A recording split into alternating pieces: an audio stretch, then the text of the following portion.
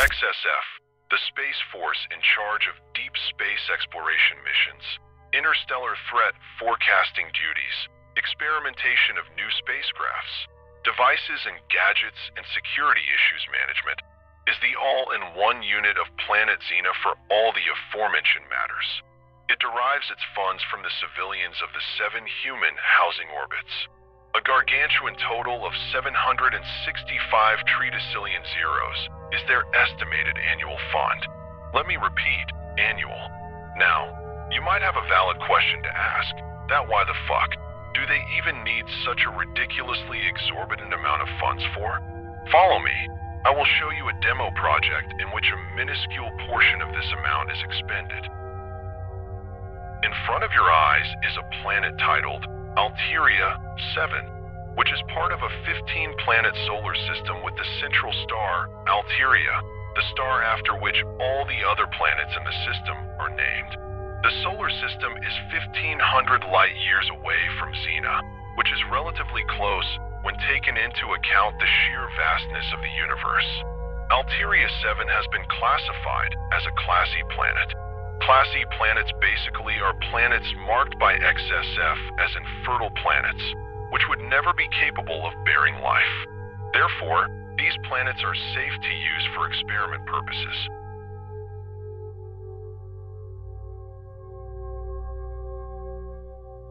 Let's say there is an apple placed so far that it appears to be an unclear point. The apple is also slightly moving every second, which is not that noticeable. And to add to the complexity, there is a delay between the original position and the apparent position of the apple.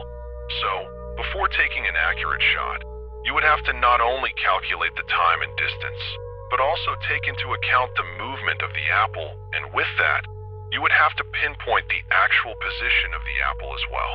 A lot of complexities, right? Now make it 1 billion times more complicated at a grander scale. Instead of an apple, we have Altair 7. Instead of a distance of mere 50 to 60 miles, a distance in great astronomical units.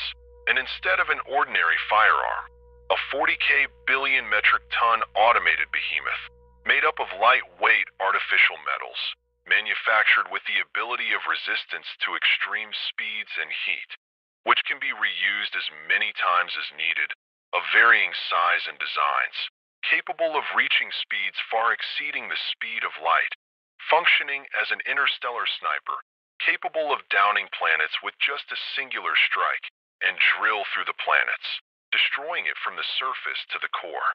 A weapon of mass destruction and complete demolition.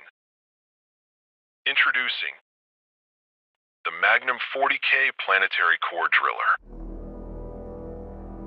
A near-invincible machine capable of unleashing pure carnage, designed for the purpose of extermination of large space objects, which can pose any threat against the planet and for deep space mining projects. This hypergiant weapon can target objects as far as thousands of light years away from Xena, and strike rapidly at that as well. Once locked in, the locked target is set for its demise, as it can crush every obstacle in its path to reach the target. It is available in varying sizes, from the smallest being the size of a small island to the biggest being the size of a small planet. Even with its massive size and mass, it can still travel at supercausal speeds, breaking the universal speed limit. Humanity has come a long way.